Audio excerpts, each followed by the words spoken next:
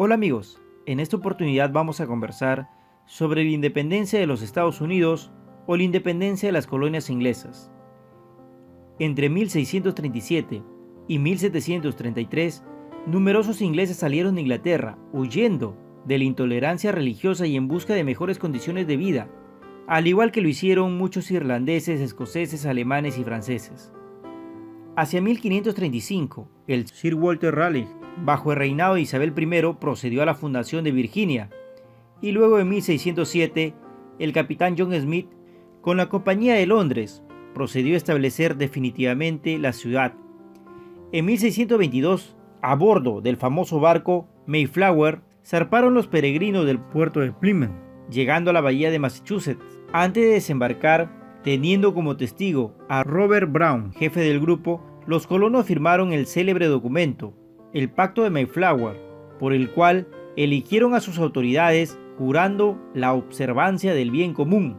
Así lentamente fueron surgiendo las 13 colonias en las costas atlánticas de América del Norte: Massachusetts, Nueva Hampshire, Nueva York, Rhode Island, Connecticut, Pensilvania, Nueva Jersey, Maryland, Delaware, Virginia, Carolina del Norte, Carolina del Sur y Georgia.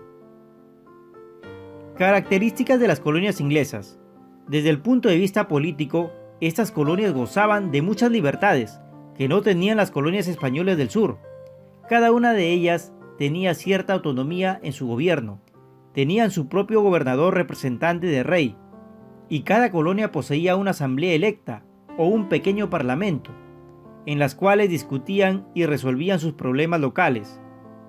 Desde el punto de vista religioso, todos eran protestantes, pertenecían a diversas sectas: puritanos, presbíteros, cuáqueros, anglicanos, hugonotes, etc. Desde el punto de vista social, las colonias del norte desechaban la esclavitud y estaban formadas por gente de clase media, que han sido la base de la democracia norteamericana.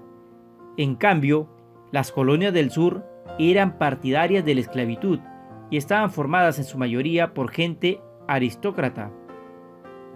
Causas de la Revolución.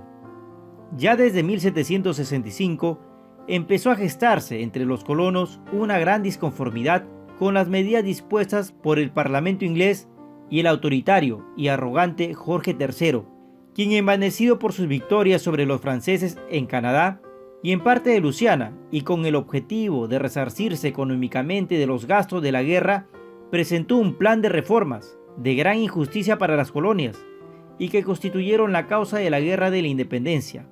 Estas medidas fueron: 1.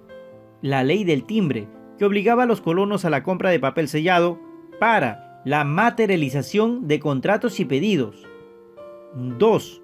La Quarantine Act, por el cual se obligaba a los colonos a dar alojamiento a los soldados ingleses que llegaban a América. 3. Restricción del papel moneda circulante. 4. Establecimiento del impuesto al té. 5. Impuesto al vidrio y a los cueros para el pago de los funcionarios ingleses en las colonias. 6. Nombramiento de recaudadores ingleses por orden de rey y sin injerencia de las autoridades coloniales. Todas estas medidas fueron rechazadas por los colonos, formándose dos importantes agrupaciones: las Hijas de la Libertad, integrada por mujeres, y los Hijos de la Libertad, que integraba a comerciantes, artesanos y campesinos. Fueron numerosas las demostraciones de disgusto y protesta en Boston, Nueva York y Filadelfia.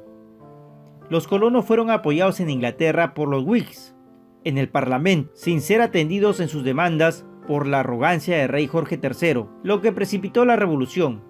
Principales hechos. Las medidas dispuestas por el gobierno inglés tuvo como respuesta diversas acciones, entre las cuales vamos a mencionar las siguientes. Disfrazados de pieles rojas, un grupo de colonos arrojaron al mar un cargamento de té en la bahía de Boston. Reunión del primer Congreso de Filadelfia, el 5 de septiembre de 1774, con la asistencia de los próceres George Washington, Patrick Henry, John y Samuel Adams, En este Congreso se rechazó las contribuciones sin consentimiento de las colonias, reclamando para sí los mismos derechos del cual gozaban los ingleses del Viejo Mundo. Además acordaron no importar algún producto inglés, encargando a Washington la defensa militar ante el ataque inglés. Batalla de Lexington, el 19 de abril de 1775. Entre los efectivos coloniales y las ingleses, dirigidas por el general Thomas Gage, favorable a los colonos.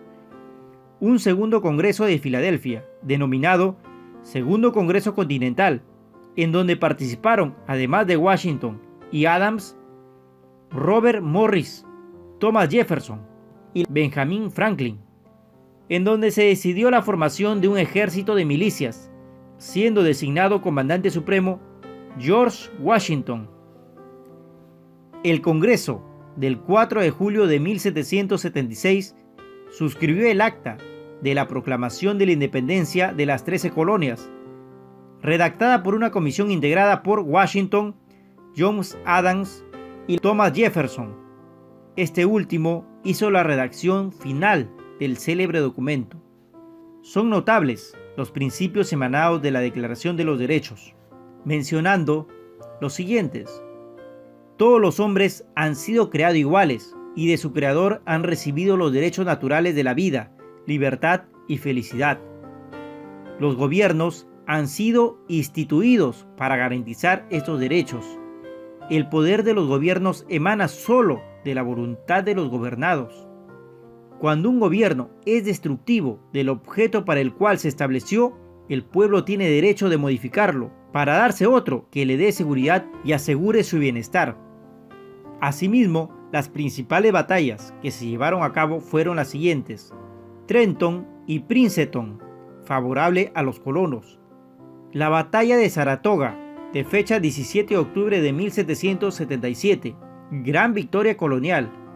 La batalla de Yorktown, del 13 de octubre de 1781, en la que el general inglés Cornwallis se rindió a Washington, ya que los colonos contaban con ayuda francesa, gracias a la gestión diplomática de Benjamin Franklin.